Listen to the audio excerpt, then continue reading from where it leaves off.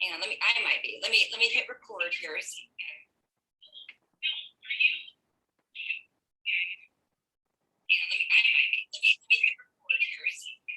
I don't think I should be on both. Yeah, you can close down Facebook. Yeah, I will. Okay. Okay. I don't think I should do both. Got it. There we are.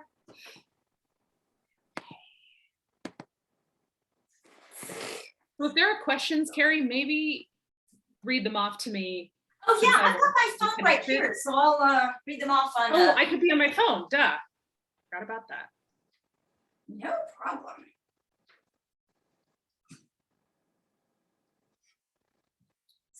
Oh, hi, Kristen.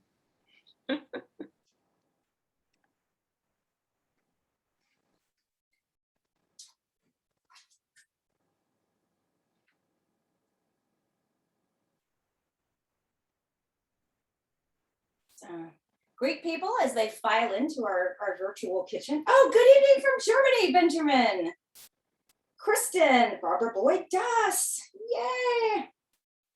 My favorite people, Kelly Pratt, Hen Johnson. Fabulous familiar faces checking in with us here. Hi, everyone. Hello. Oh, gosh. I'm gonna turn this off. Okay, so welcome everybody to another episode of Hollywood Kitchen. And today, my dear friend Isabella Sanders Miller is joining me from San Francisco via Zoom. And we are going to celebrate the 100-year anniversary of the birth of Deborah Kerr. So it's very exciting. There are a lot of Deborah Kerr films available right now on Criterion Channel. And I believe September 30th, TCM is going to do an entire day of Deborah Kerr films. So there's a lot to celebrate, and I'm so happy to have you with me today. Thank you so much for having me, Carrie. I've been admiring your episodes of Hollywood Kitchen for a very long time, and I'm thrilled that you want to include me. It's a big deal. I feel like Deborah Kerr is a lesser known actor from the golden age. And so for you to be recognizing her in this way is fabulous. And I am so happy to celebrate with you. I want to start out before we make the food and do the deep dive discussion. How did you first come to know about Deborah Kerr? Gosh, I mean, I was probably 11 or 12 years old. I was obsessed with pretty much all of the Hollywood musicals that were coming out in the 1950s, just the big budget spectacles, and particularly the Rodgers and Hammerstein films that spanned, the late 40s into the 60s. And she just captured my heart in The King and I.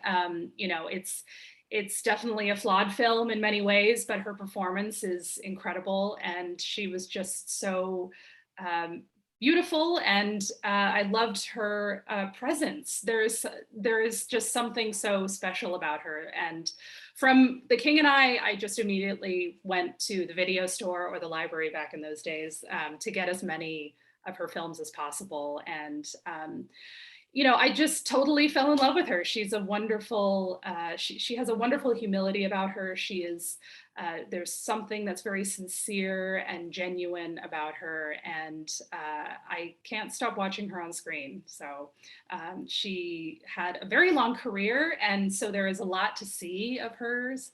And so for that, I just, I want more people to know about her work.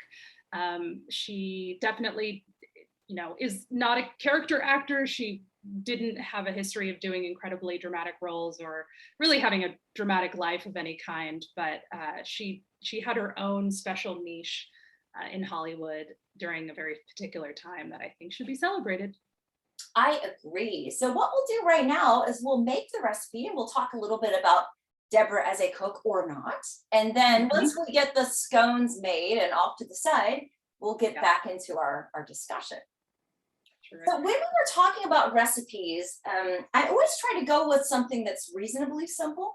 And this recipe comes to me from this book, Great Performances in the Kitchen. And it's Recipes and Food Styles of the Stars. And it gives a little paragraph before the recipe about Deborah talks about how her husband is actually the cook in the family, not really her.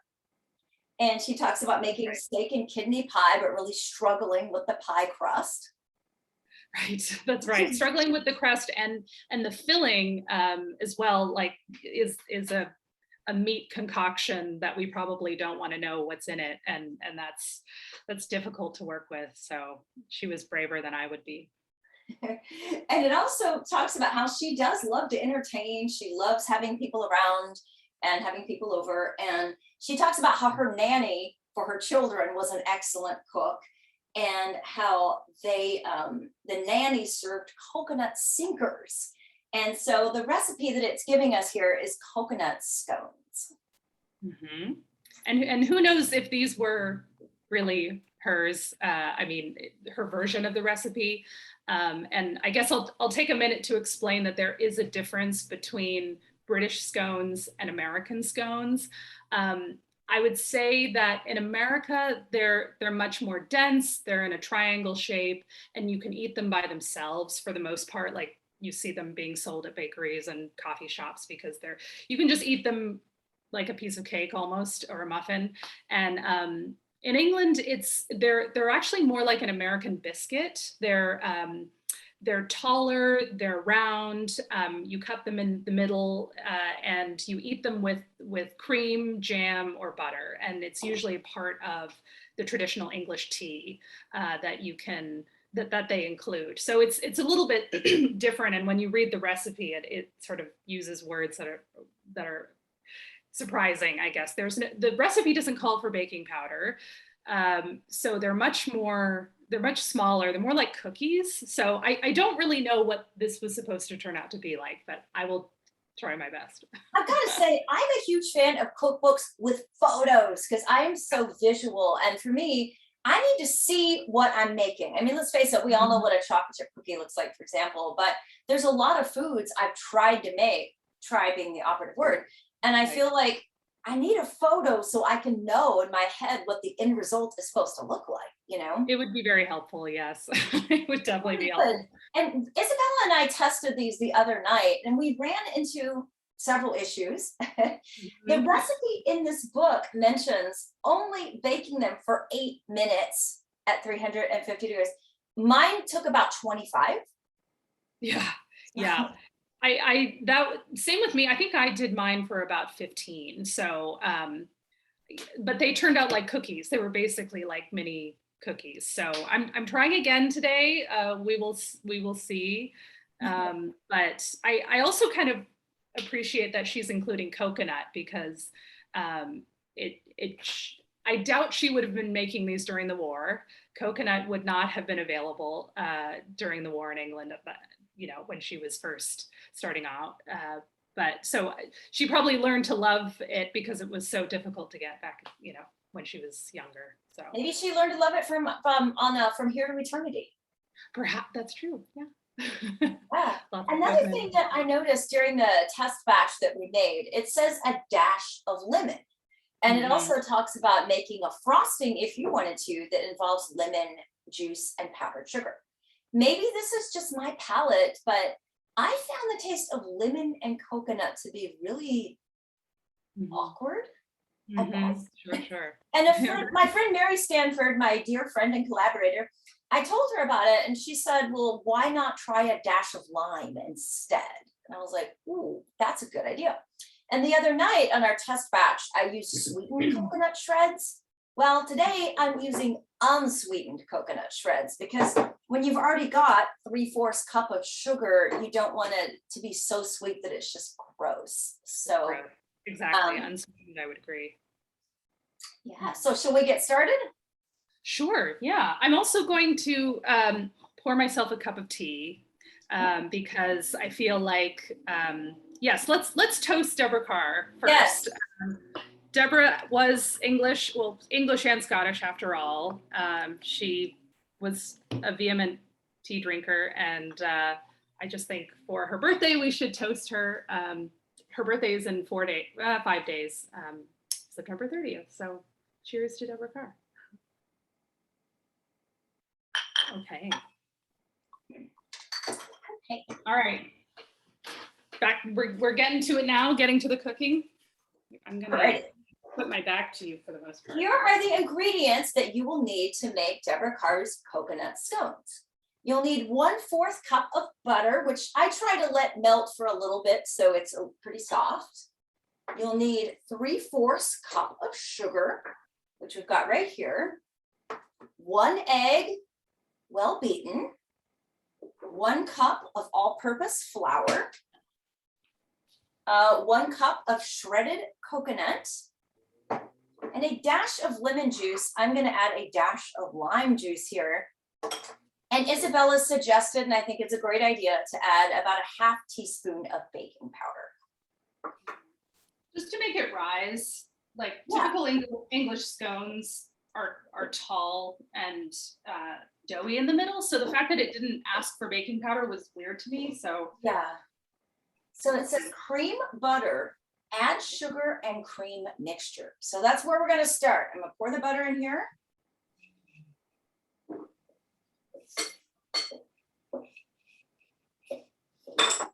Add the sugar. And get it all mixed up here. And then it says add egg, flour, and coconut to form stiff dough. All right, so we're gonna add our egg.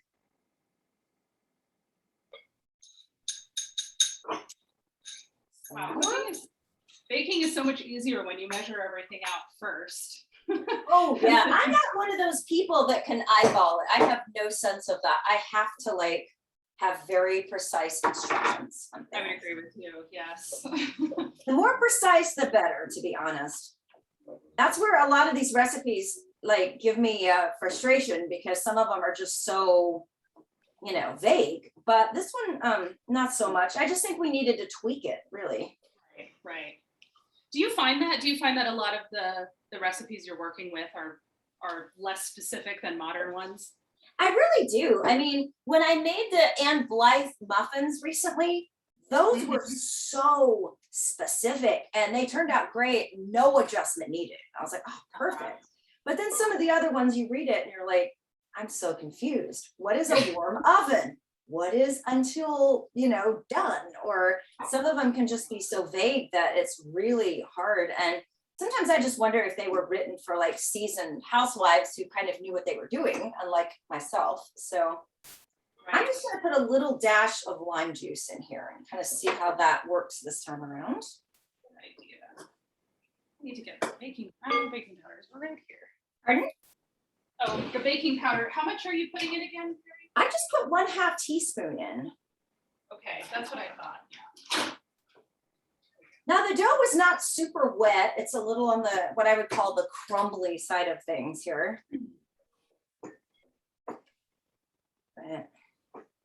Okay, let's see. Drop by spoonfuls on well-greased cookie sheet, flatten slightly with fork. So again, I'm going to hold this up to the camera. It's a little on the flaky side.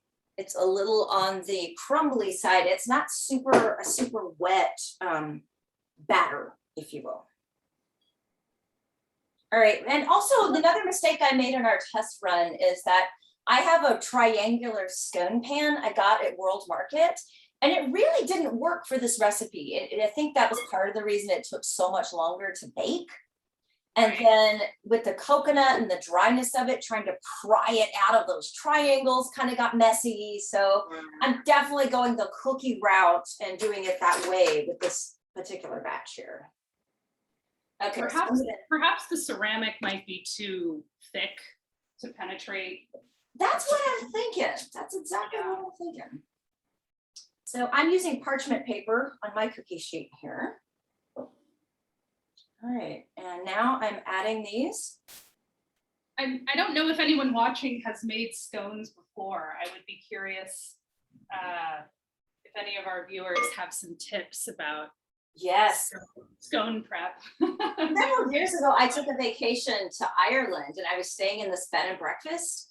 And the lady who ran it was amazing. And every single morning she would serve the warmest, softest scones I've ever had in my life. And then when I told her I was going to be out sightseeing all day, she would make a whole brown paper bag filled with hot scones and give it to me for Whoa. the day. And I will never forget that woman as long as I live. The scones were amazing. She was amazing. And oh my gosh, they were so good. Because you're right about the difference between American scones and scones over in Europe. Because a lot of scones I've had in America, you could use them as like a doorstop or a paperweight. Right. You know, they're dense, they're thick, they're just not, they're not even remotely the same ball game. No, not at all. Exactly. Well, this is going to make a lot of them at the rate I'm going here with the cookie sheet concept, but that's okay. If anyone lives nearby here in Los Angeles, hit me up and I will bring you coconut scones.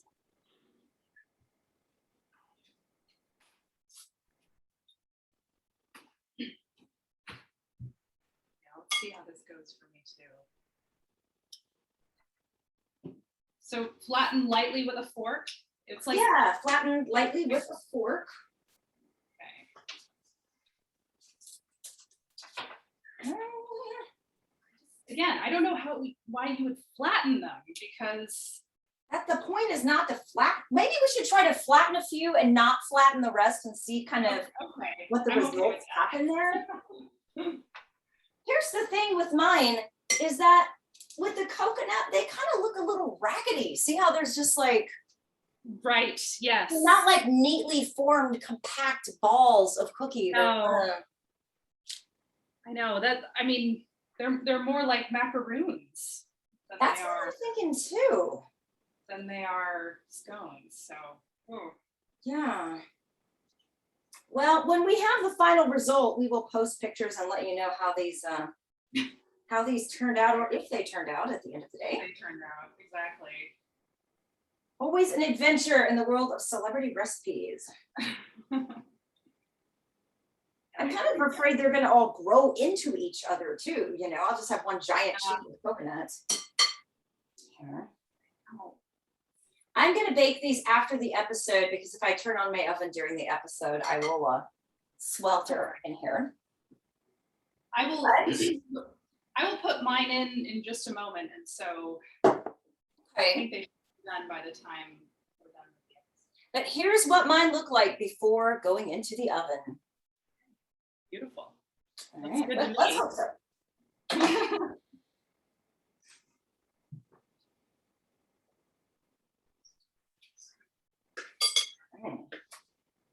Are you still making yours? Yeah, I'm putting mine in the oven now. I'm gonna set it for 8 minutes. Perfect. I doubt they'll be ready, but I'll set my timer for 8 minutes.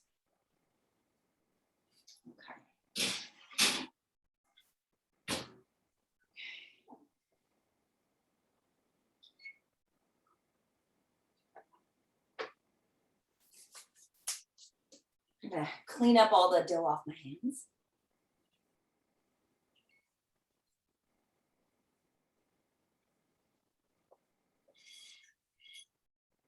Right. Right. Now let's do our deep dive into Deborah Kerr. When I first discovered Deborah Kerr, I was in high school and we had a thing called the USA Film Festival. God bless it. It was so great. And it was at the Lakewood Theater in Dallas, Texas, or the AMC Lakewood. And every Monday night, when it was usually Monday Night Football, they would show a classic Hollywood movie on Monday nights. And once I got my driver's license, that kind of opened up a whole new world there. So I would drive to this theater and it was amazing to see a lot of these classic Hollywood films for the very first time on a huge screen with an audience who really appreciated them. And I was first aware of Deborah Kerr when I was in high school, and I saw An Affair to Remember. Oh my gosh, they used to call it, I think, the three hanky picture. And that say, where's the tissue? Yeah. That is a whole box of Kleenex picture. Yeah. Oh, I just hear the music from that movie and I'm immediately like, oh, transported. You know, and then not too long after that, I remember they showed The Innocents. So for me, the 1-2 punch of The Innocents and An Affair to Remember, which are such diverse performances, that really sold me on the world of Deborah Kerr for sure. Right. Yeah, you know, A Fair to Remember obviously is one of her better known films. I would say An Affair to Remember, From Here to Eternity, Black Narcissus in our group, but in the film community, but and The King and I are probably her top three. All very different. The Innocence is just, I think, sort of I would say her best performance, maybe her second best, I would say. It's just such an incredible, incredible film. She brings a lot of sentiment to a role where she's, being, I guess, she's being haunted by children and by real ghosts in this house. And it's a beautiful work. And I think The Innocence was released the year after Psycho in 1960, and I think it existed right during that time when Psycho really amped up the genre of horror into a completely new stratosphere, I'd say. So she was fortunate, I think, to be involved in that world when horror was new again in a way. So I really encourage people to watch it. I'm not going to give too much away. It is approaching Halloween. People need to watch The Innocents. It's available on the Criterion Collection. And I know a couple tidbits about that film. She apparently, it was a really challenging shoot because it's filmed in black and white. It is set during the late 1800s, maybe mid 1800s, 1870s maybe. And so she's wearing these Victorian dresses with the hoop skirts, and but because of the black and white medium, the director and cinematographer were using these huge Klieg lights to light the set and light the outdoors, but also inside during certain scenes. And it was just incredibly hot all the time. She was losing tons of weight because she was carrying around these hoop skirts and under these lights for days on end. And so I think it was a pretty challenging shoot, but it was a really, obviously, it was one of her best for sure. One thing that always stands out to me about Deborah Kerr is her incredible restraint as an actress, because there were so many people back then, especially that had a very over the top kind of persona, either on screen or off. And Deborah Kerr is just kind of the soul of restraint. You can see it in her body movements, her body language, her face, her eyes. Just there's like a world of stuff going on there, but it doesn't necessarily bubble completely over the top. Right. No, she definitely had a lot of restraint as an actor, but I think that was something she had to learn because she started off on stage. Previously had wanted to be a ballerina. She studied at the Sadler-Wells Ballet Academy, and she just knew pretty quickly that as much as she loved dance, she wasn't going to be a successful ballerina. She was too tall, and looked around the room and saw some much more dedicated ballerinas, but also women who had been studying, girls who had been studying for much longer than her. So she kind of realized that wasn't going to be her path, and but was such a performer at heart that she did go to theater school, and she got her start really on the stage. And she has said that when she eventually made it to Hollywood after the war, she had to learn really from some of the greats how to have that restraint. And apparently she learned a lot from Cary Grant and Burt Lancaster, whom she worked with many times. But I agree, there's been many cinematographers who have said that she really does work with her eyes more than any other actor. And just the way she moves is very balletic, I would say. And she has an inner strength, a core that comes through in most of her roles. I love that you noticed that. Yeah. Well, one thing that I think we were both very lucky to see at the Turner Classic Movie Film Festival a few years ago, they showed Black Narcissus in nitrate. Mm-hmm. And that was one of the most memorable film experiences of my life. You know how there's some movies experiences you don't remember as much, and that was one of those that you're like, okay, I'm not the same person that left the theater as when I went. It just is so mind blowing, and that performance also, it's another what I would call kind of slow burn. Oh yes, absolutely. Yeah, that was a incredible.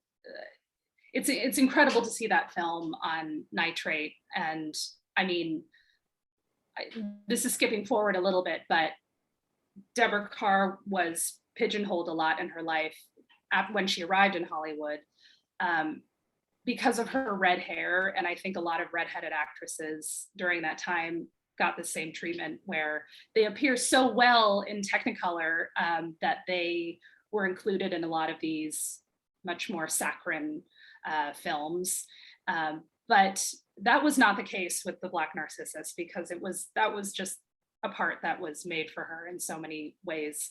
And even though I think originally Michael Powell saw an older, more experienced actor in that role, he even cited Greta Garbo play Sister Clodagh at one point. But I mean, obviously this was Deborah Kerr's role. Such a beautiful film. My scones are ready. Hold on just one second. Yeah. How they turned out. Let's see. Did you set it for 8 minutes? I did. So definitely not ready yet.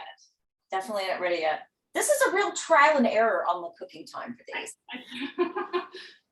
Let's do 8 more minutes. Okay. All right. So the thing about Deborah Kerr is that one of the reasons I think that she wasn't as well, or isn't as well known as some other actors of this period, is that she really did live a very normal life, and she did not seek the spotlight. She did not. She wasn't in the headlines most of her career, and really the only scandal that I've really discovered with her came during Black Narcissus, which is her biographer never acknowledged this, but Michael Powell's biography did, that they had an affair when they shot Black Narcissus. She was not married at the time, Michael Powell was. And apparently he had also been having an affair with Kathleen Byron before he had met Deborah Kerr, who played Sister Ruth, the excellent part of as Sister Ruth. So there was a little bit of, triangulation going on during the filming of that film. So that Black Narcissus has the only real sort of drama associated with Deborah Kerr's life that I can really find. But she was also in the life and death of Colonel Blimp as well. That's right. Yes, she was. That was her second film with the Powell and Pressburger team. Her first film ever was Contraband, that was directed by Michael Powell, but he ended up cutting all of her scenes, but still wanted to work with her, and made a point to cast her in Colonel Blimp, which is such a fascinating, lovely idea of a film, where this one I can, I guess, give away a little bit more. But it's a film where Deborah Kerr plays 3 different women throughout from that span about 40 years, and it's the idea that this man loses his love when during the First World War. I think she dies of childbirth or something like that. But he in subsequent years keeps meeting these other women, but all he sees is his first love. So she plays each of these parts, and again in gorgeous color, and it's just a lovely idea. I recently found out that Winston Churchill wanted to stop the production of this film because it portrayed a German officer in a sympathetic light.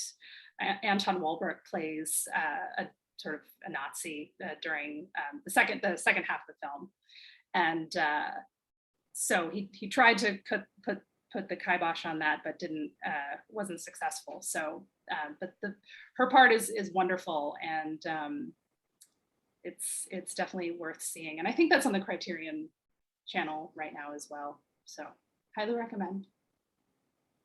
And she was only 20, 21 during that. So how many films, Isabella, did she make in England before making the jump to a Hollywood contract? Oh gosh, I want to say she made about 8, maybe 6 or 8 films.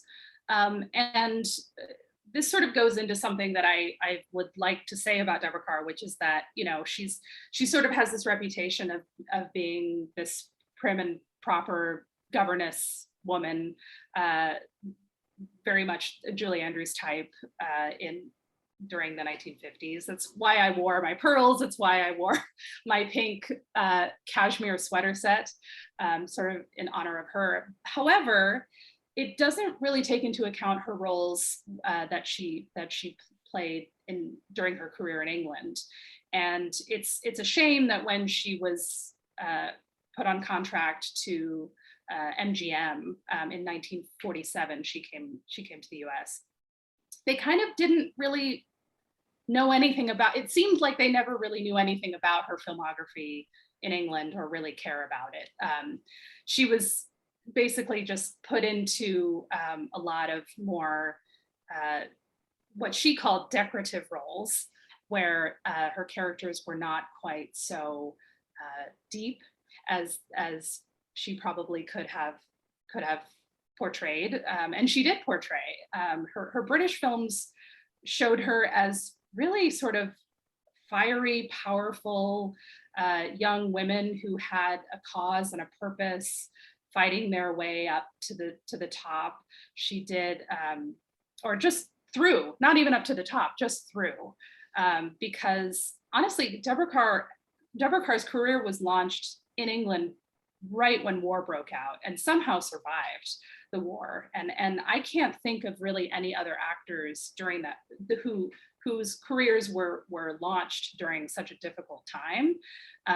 You know, Vivien Leigh was already had Gone with the Wind in her pocket by 1939. Jean Simmons was a little bit younger than Deborah Kerr, so I don't think so. She really was a post-war, became a post-war fame.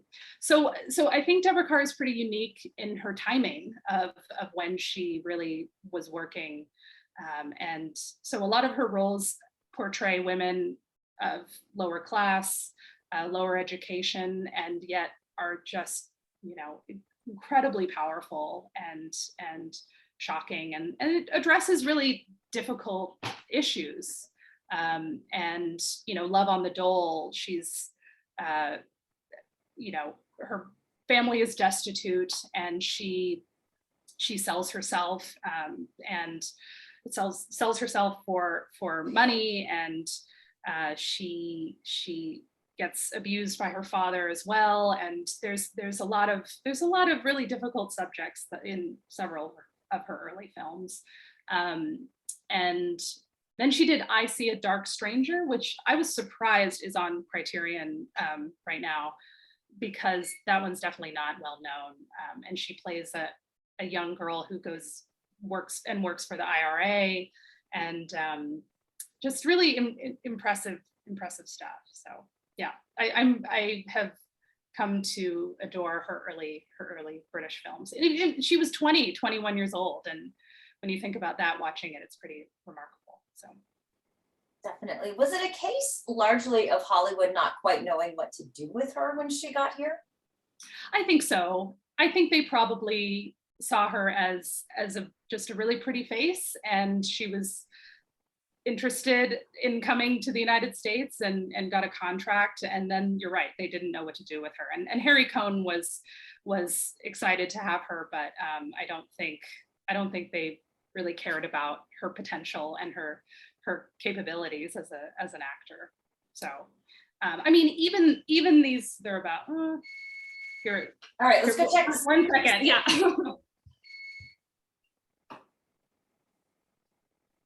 Meanwhile, I will check the questions that are rolling in. All right. Please do.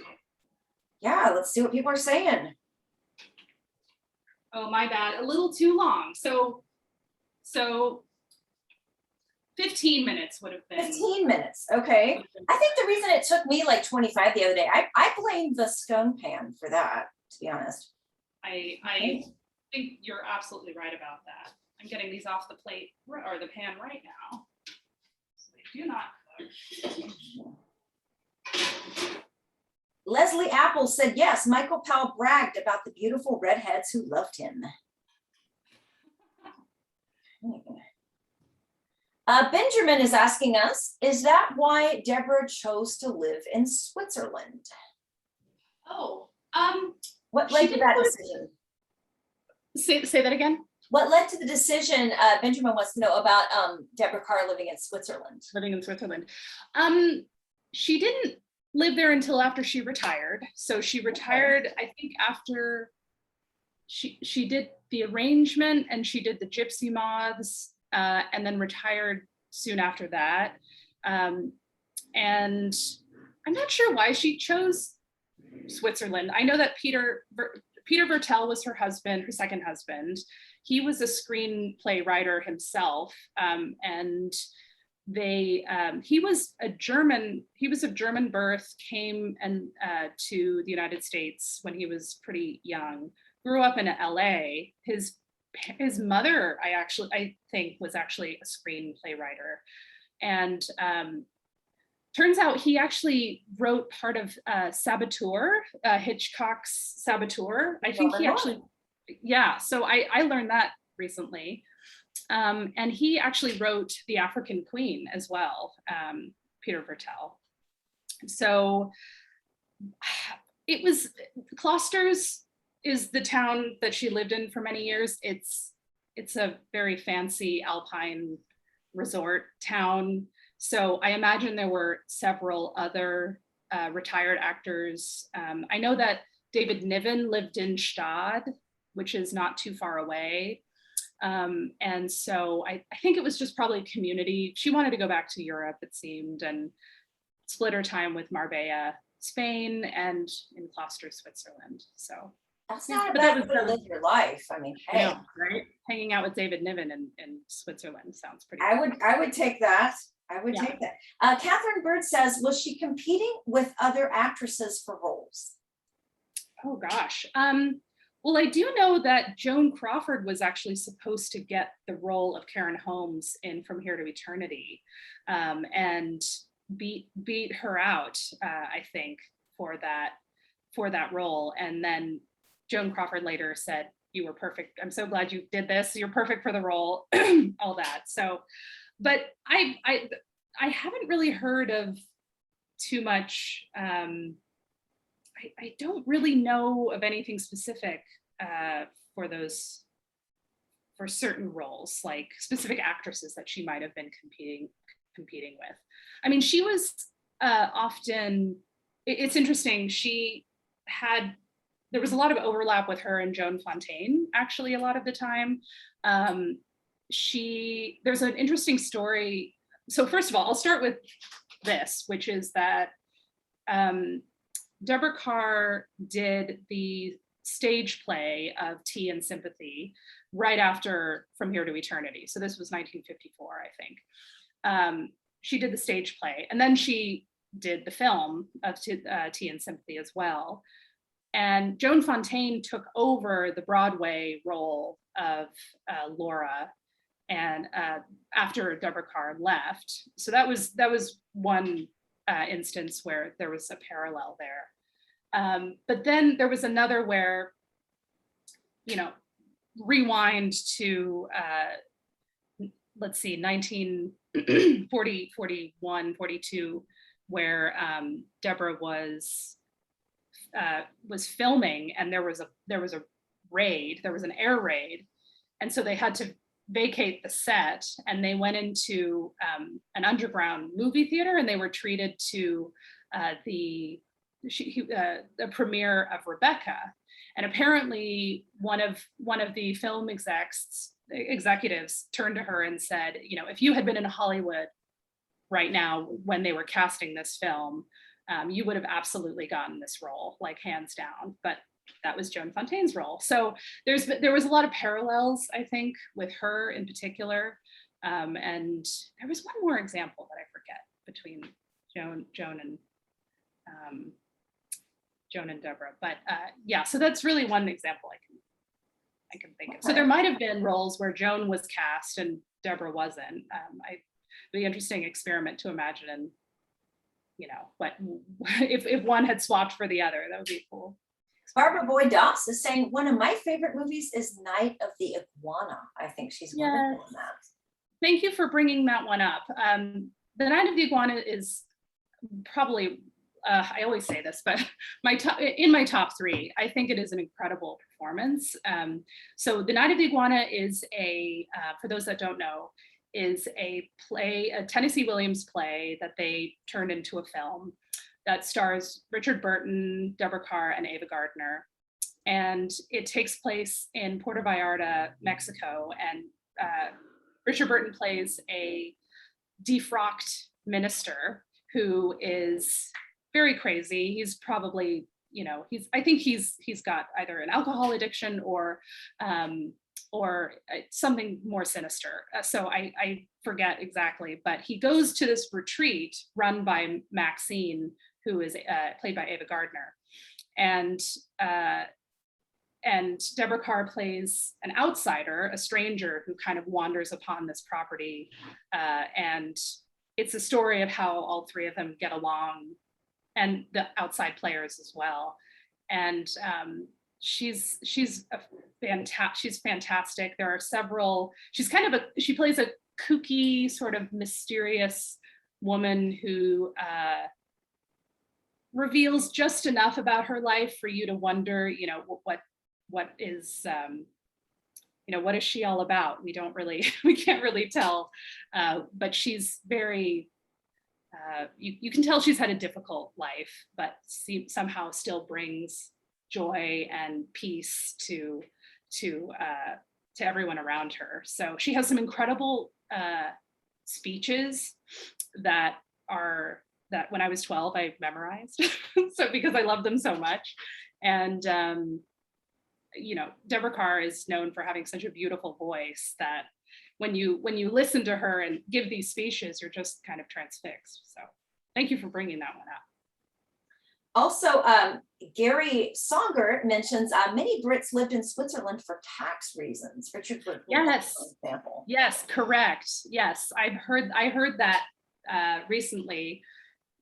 Because I heard recently that they think the reason David Niven moved there was because he was, I guess, running from the feds in a sense as well. So, and I think there was some issue with, they speculate that because he never got a lot of British honors later in his life. So I think that's probably why. Thank you. Yes. Yes, that's a good question.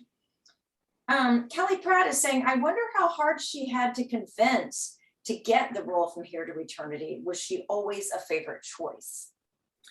That's a good question. So there is a story around why she got the role in From Here to Eternity, which is she had been fed up with her roles that she had been given under Harry Cohn, not surprising.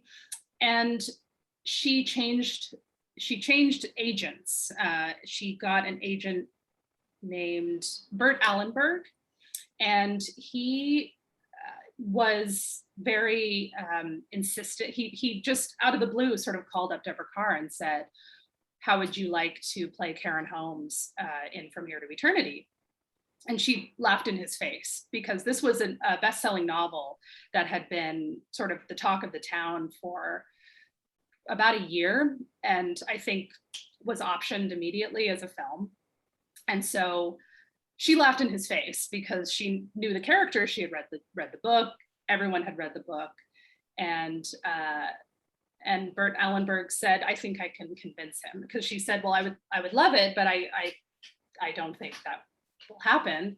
And so, but he somehow got on the phone and convinced Columbia. Wait, so Harry Cohn was at Columbia. I think I mixed that up. So I think, yeah, so Harry Cohn was actually the one who was convinced that Deborah should play Karen Holmes. He also laughed in Bert Allenberg's face, apparently.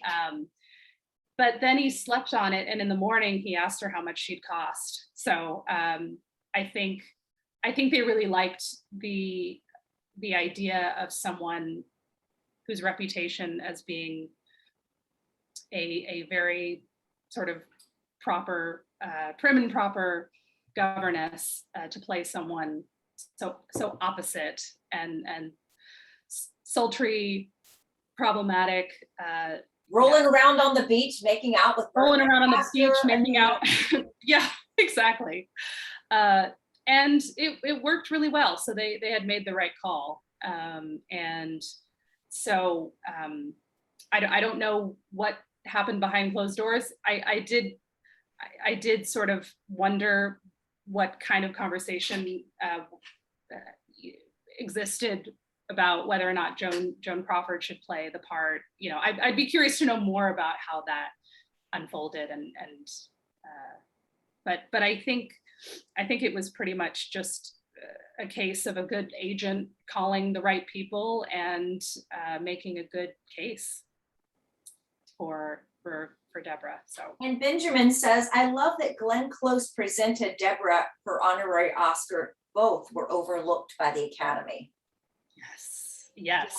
Agreed. Deborah never, unfortunately, Deborah Kerr never won an Academy Award outright during her career. She was nominated 6 times and never won until 1994, where they finally honored her. And it's kind of ironic that Glenn Close was the one to present it, because that poor woman, because I think she's surpassed Deborah Kerr now. Deborah Kerr had held the record for a long time of most nominated and not won.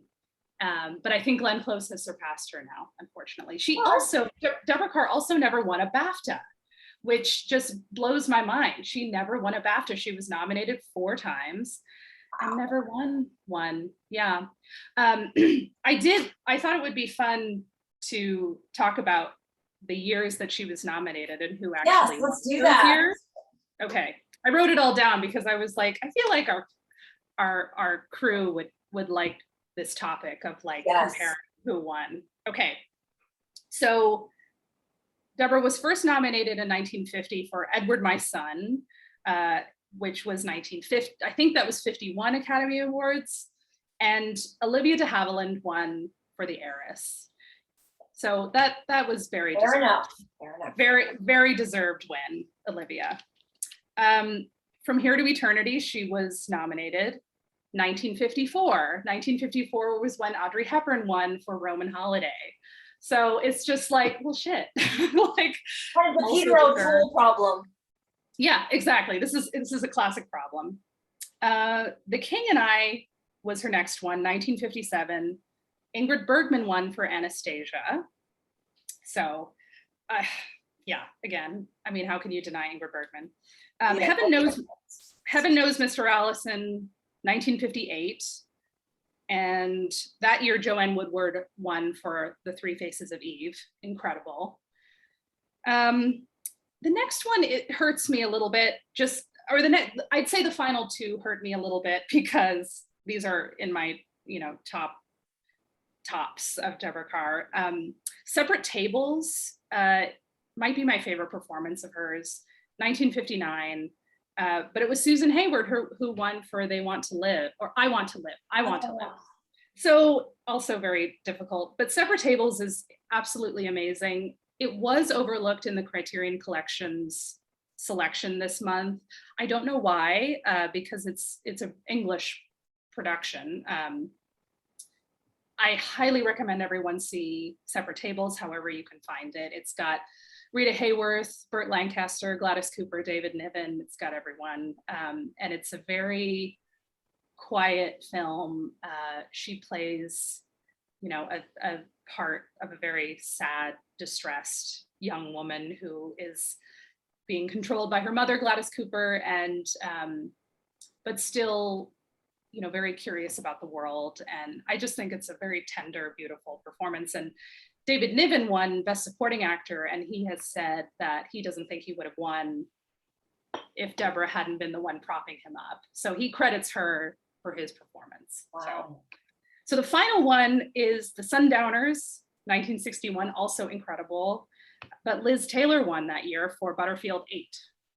Now that was a controversial win for sure, because I think that was sort of I think Shirley MacLaine said I lost to a tracheotomy or something to that effect, because wasn't that the year that Elizabeth Taylor had got very, very sick and they didn't know if she was going to live, and she had a tracheotomy, but then she made it to the Oscars. Yeah. In fact, we've talked about this next year. We had a giant 4.5-hour Oscar cook-a-thon last year. And we're thinking this year, and it was all winners and nominees last year, but I'm thinking this year it'll be, they should have won an Oscar. They didn't. It sucks. Let's bake those recipes of those stars. Let's have a total vent fest about why they should have won. And I think that might be even a saucier way to approach the Academy Awards this year. I love that. I think that would be so much fun. Yes, I do too. That's so great. Well, I will be there then for 1961. Deborah should have won for, but then Shirley MacLaine. I mean, it's crap. So yeah. I think Taylor herself despised Butterfield 8. Yeah, good point. Oh. Well, I think, having kind of followed this stuff, and I even used to work at a studio where we did award season stuff, so much of it is about the campaign. It's about the popularity. It's about the narrative of the star. So Elizabeth Taylor, you've got someone that's been a star since childhood.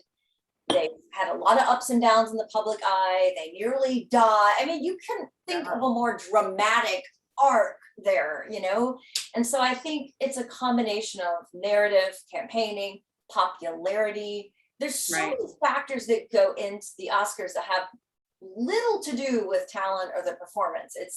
There's so many, as we all know, because the whole Judy Garland robbery of A Star is Born, which will be a major point of discussion in the Oscar cook-a-thon next year. But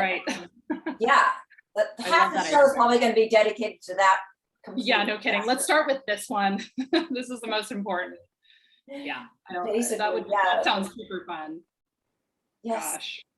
You'll have to represent Deborah Kerr at that. Yes, I will do 1961 or 1959.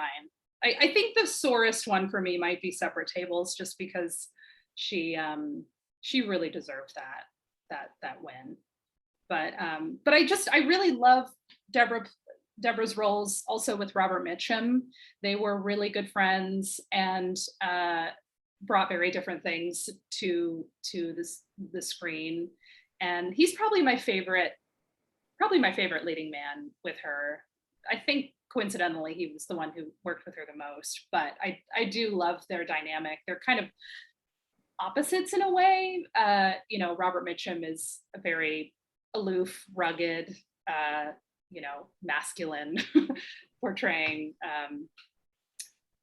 actor, and then Deborah's, kind of the polar opposite, and it works. I think they did a film together called The Grass is Greener, which I also adore, and it's shot very much like a play. I think it might have been a play. I'm not totally sure about that, but that's with Cary Grant and Gene Simmons, and they're a foursome that really moves around this set really beautifully, and just their dynamic is fantastic. And I think they have one of the best kisses, Robert Mitchum and Deborah Kerr, in a scene in The Grass is Greener. It's just one of the best. So I always think of them as like silk and sandpaper. Yeah, exactly. That's fabulous. That's a great way to describe them. But he always brought out Mitchum the best in a lot of the people he worked with. He really elevated kind of the game of everybody else around him. Right. That's amazing. I can see that. And what's interesting is he didn't love acting apparently, and Deborah did, and so those were two opposite energies also that came together. I don't know if somebody could tell me more about that, about what Robert Mitchum, why he didn't like acting, or what demons he was fighting to continue to act. Who knows? But that's a whole other episode, actually. A whole other episode, yeah. I found a Robert Mitchum eggnog recipe, which clearly the man has never heard of nutmeg, because most of it's like bourbon. But bourbon and cream. Yeah, someday I will get to a Robert Mitchum episode, because he's such a complicated character and such a brilliant actor. Oh my God, that'll be so much to unpack with that. Right. Someone was asking that if Deborah had children. She did. Deborah had two daughters with her first husband, Anthony Bartley, who was an RAF fighter pilot. They were married for quite some time. I'd say maybe about 15 years. And they had two daughters. I think they had one by the time she came to Hollywood in 1947, and then had the second one while they were living in LA. And then they divorced, oh my gosh, end of the 50s maybe. And then she remarried Peter Bertel, who I believe has two children, who had two children of his own, whom she adopted. So yes, she did. So yeah, and they are, Francesca is her youngest daughter, and Melanie is her oldest. Melanie is a professor of biochemistry in London. I think she's retired now. And then Francesca married John Shrapnel, who is a very well-known British Shakespearean actor. He passed away last year, though, rather unexpectedly. I think he was in his late 60s or early 70s. But so Francesca stayed in the sort of theater world, whereas Melanie did her own thing. And she seems like an awesome woman. I tried to find her I found her on Twitter. She exists on Twitter, but I reached out to her, but haven't heard back yet. So she's probably, it's her mother's centenary, so she's probably getting a million requests and questions. As well she should. She should. Yeah. Jennifer Churchill made a note that she loves how we are both classically dressed with my wide striped collar, which is from the 1940s, and your pearls and pink cardigan. My pearls, yes. It's this is a very Deborah Kerr look, at least on screen. I think she was pretty casual off screen. There was a photo spread in Life that I'm obsessed with, where this was, I think, 1958, and she's just kind of in like a button up and capris, and her hair is up, and you see all her millions of freckles. And I love that photo spread so much. So she didn't really wear this in real life, but she she did on screen. So but you and I both collect and wear vintage clothing in our lives. So we do. We certainly do. Yes. You have to choose from. What did you say? I'm sorry. No, go ahead. Do you have a PDF or JPEG of that story? Because I'd love to publish that with the blog post about the Life magazine profile. Yes, definitely. I would love to share that with you. There are several images and a story associated. I'll find it for you after this. I'll definitely would love for you to share that. That'd be cool. Should we do show and tell now? Yes, let's do show and tell. Yeah, you go first. You go Okay. first. Now that we're on the topic of vintage clothing, I feel like it's appropriate for you to go first. It is. I have to give a major shout out to my friend and collaborator, Danny Miller. Basically, his entire family is getting in on the Hollywood Kitchen action. Danny helps me with many of these episodes, from co-hosting to cooking, etc. Danny's son is our taste tester of many of these. And also Danny's wife, Kendall Miller, who is so kind. She collects Hollywood memorabilia, and she has loaned me Deborah Kerr's suit. Now, this was apparently in the film Beloved Infidel, although she hasn't spotted it on screen. But I will jump up here and show you the suit. I've never seen a costume of hers in real life. I've only ever seen them on display or Let me move you know, the light in a a bit museum. here. All right, I got to get some of these bowls out of the way because they will kill me if I get butter and coconut on these outfits. So this is the jacket. And again, it's fully lined. It's incredibly well tailored. I'll post some photographs of it also on the blog. Shawl collar. Is it wool? Yeah, it is wool. Here's the little fox tag.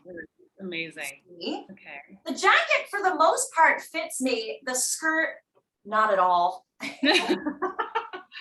I've eaten way too much mac and cheese in the pandemic, and that's totally on me. But anyway. Yeah, I'd take one look at that too and not even try. And this is the skirt. It's pretty tiny. I don't know if you can see that from this. Sure. It's a pretty long skirt. It's also made of wool. Is there a slit in the back, or is it a little slit in the back, but it doesn't open up. It's got fabric underneath it. And let me show you the tag inside here.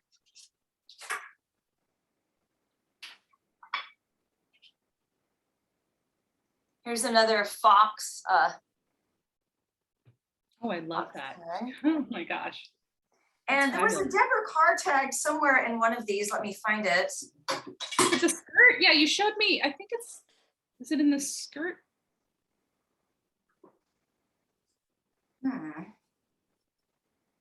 don't know why I'm not seeing it right now. Hang on a sec.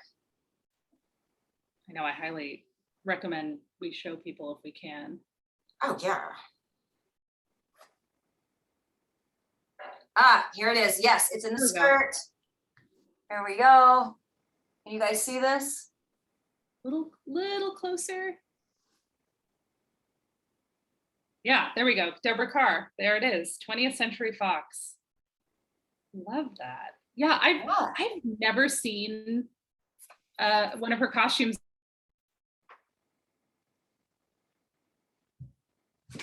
museum exhibitions, but that's so cool. Thank you. Yes, thank you so much to Kendall Miller. And I will be driving this back to your house this week. I won't abscond with it, I promise.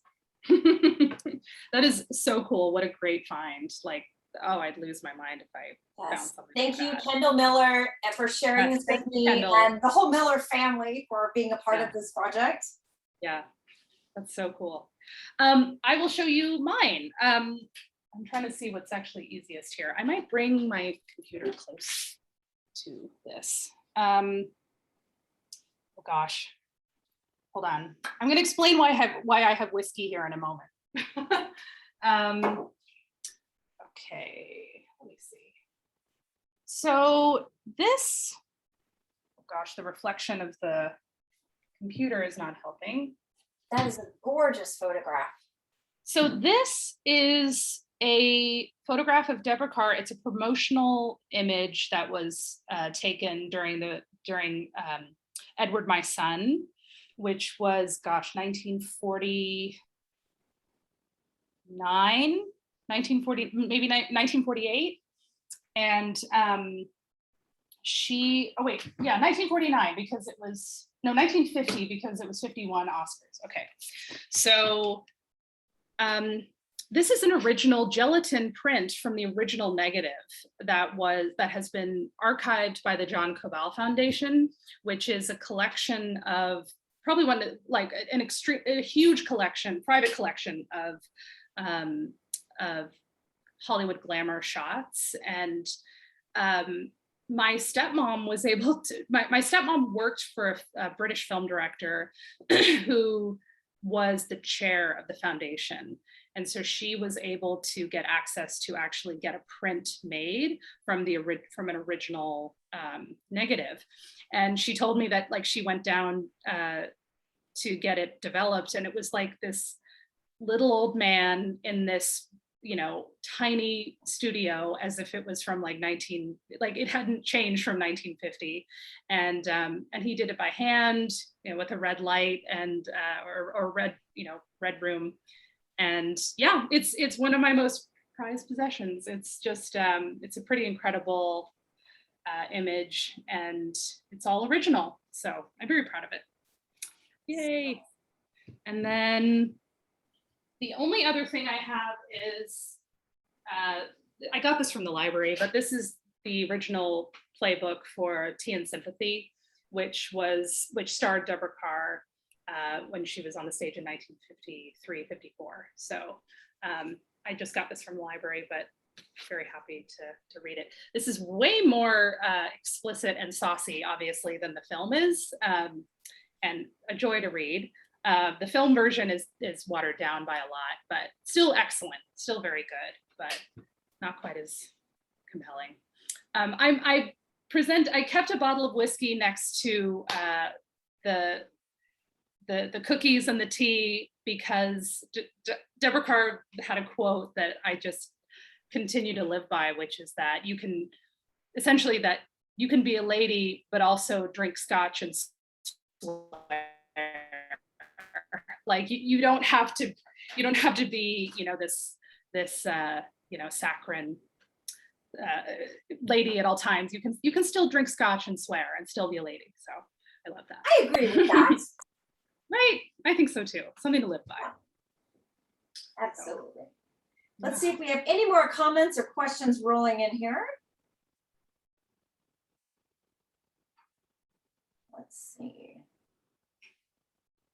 Stunning portrait. People love seeing the portraits. Thank you. And Danny's pointing out she played in LA in Long Day's Journey to Night. That's right. Later in her career, yes.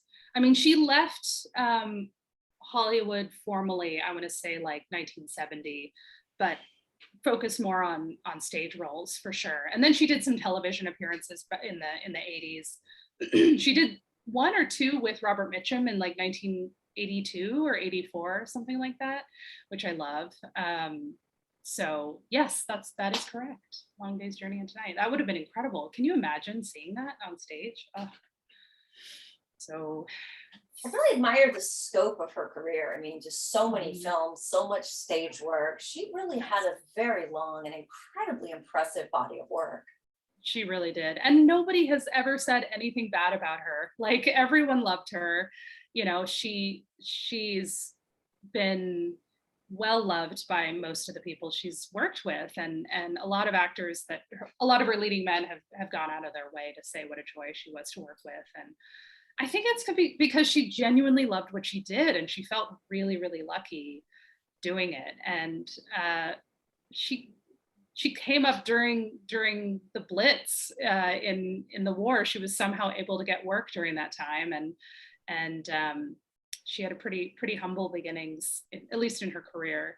And so I think she was just genuinely appreciative and felt like she was probably a bit of a guest in America, and so she acted like a guest and acted accordingly. And she loved what she did, and so I don't know. Sometimes I wish that she did get some more meaty roles later in her career or during her career, but I think it was probably a combination of her just doing what she thought she could and doing it to the best of her ability. And like I said, she wasn't a character actor. She wasn't going to be doing, the caliber of things like Thelma Ritter or anything like that. So it's sort of, you've got to take what you can, I think, as an actor. But so have your scones or cookies cooled? Can we see it? They have. Oh my gosh. So they burned a little bit on the bottom. They're a little bit more risen, but they're still not exactly what I would call scones. Okay. But they are, let's see, they're more risen than they were, but they burned a little bit on the bottom. So I think 18 minutes was a little bit too long. And here's what mine looked like. This was my test batch, and I'll post more photos of the final ones. Those look kind of nice. Those look fluffier than mine somehow. And by the way, these gorgeous pink depression glass plates are courtesy of Ruth Munsack. So thank you, Ruth, for gifting me these. I thought they would look Thank you, Ruth. They're beautiful. Thank you. Yeah, we definitely had a pink theme. Yes. Thank you so much for joining me today. This was really fantastic. And to anybody out there, if you get the Criterion channel and you can watch her films, please do. If you have Turner Classic Movies, park it in front of that TV on September 30th, because you will be glad that you did. Yes. Yes. Happy birthday, Deborah Kerr. She has been a very positive influence on my life since I was a kid, and very happy to share her with the world and enjoy her films. I'm amazed how available they are to us now. So yes, and if you want to talk performances or details of a movie, then drop me a message. I could talk about her all day long. So yeah, if you want to talk more about Night of the Iguana, I would be happy to do that. So well, thank you, Isabella, so much for joining me. Thanks for everyone joining. This is so much fun. And I'm thrilled to be included. This is a great series to have. So thank you. So much fun. Please stay tuned for more food, fun, and film history in the weeks ahead on Hollywood Kitchen. Yay. Wonderful. Thanks, Carrie. We'll talk soon. Yes, we will talk soon. Look, we're so on time. Love it. All right. Take care.